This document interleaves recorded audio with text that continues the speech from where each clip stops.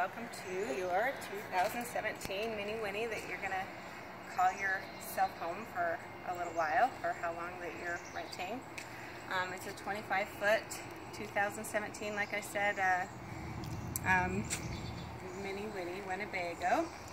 I want to show you the keys. This little round key is what opens the door right here. And if you come up to the door, I can show you. This one is the deadbolt lock for when you're inside. You won't really ever have to use that. But this little round one is what unlocks the door. And you just turn it to the unlock. Okay? I believe it is just the one, oh, I guess either way will unlock it. Alright, so welcome. So if you want to come on inside, right here on the inside of the door is the light switch for the entire place. Okay, they do in fact have, there's individual lights if you want to come on inside. In addition to, so if you want to light additional lights, like if you're reading or whatever and you don't want to have the lights on all the time and you want to just have specific lights on. First I want to take care of the paperwork. So if you want to come and sit with me, and we can go over that. So what you would do is when we first get here, we would go over a contract, okay? Now every rental company is going to be different and you might have a contract that looks different than this. Mainly, the number one reason for the contract is the minute you take any of our RVs off the driveway is you are solely responsible. Our insurance turns off the minute your insurance turns on.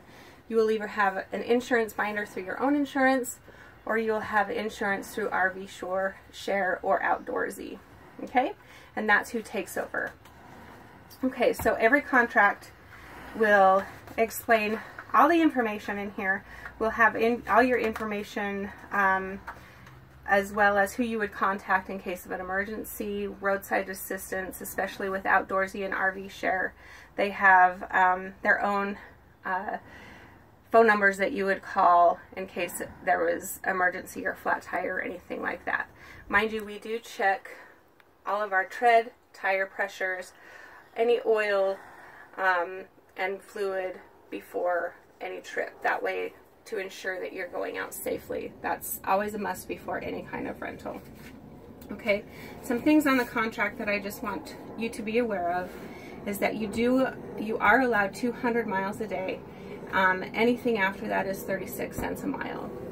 As well as you're allowed 6 hours a day generator usage, which is quite a lot, which is higher than the average rental. But after that, it's $5 an hour. These are highlighted in the contract, just so I can reiterate. You don't need to dump the RV unless you're staying more than maybe 3 days. You will be responsible for that, and we can go over and I'll show you how to do that, okay?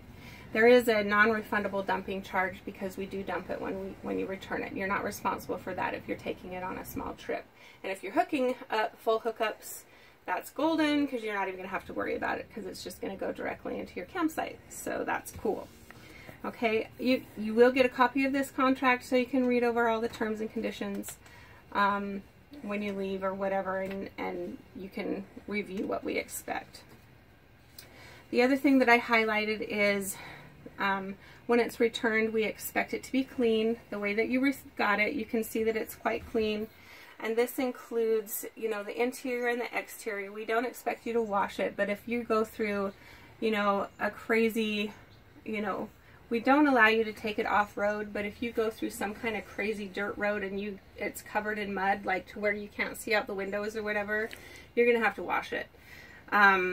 But when you do return it, we expect the water tank to be full, we expect the propane to be full, and of course the gas tank to be full.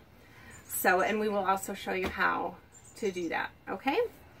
And if that's not done, there's flat rate fees in here that again you can review in the contract. And that's essentially the contract that you'll be signing, and again you'll receive a copy of that. Okay, so now before you depart, I have a checklist so we don't forget anything. So what we will be going over today, and if you want to just kind of zoom in on this, the first thing that we would be looking at is we would go over a damage walkthrough, okay? You would walk around the outside of the RV and you would note any kind of damage, just like a U-Haul company, as well as interior damage. We are aware of certain things that have happened, and we will mark those and point those out on the exterior as well as interior. Not so much on this one. This is a brand spanking new RV, so there's very, very, very minimal damage. So what we were going to start with on the training of the RV are these items here. Okay, so first and foremost is the generator training. So if you want to push stop, and we'll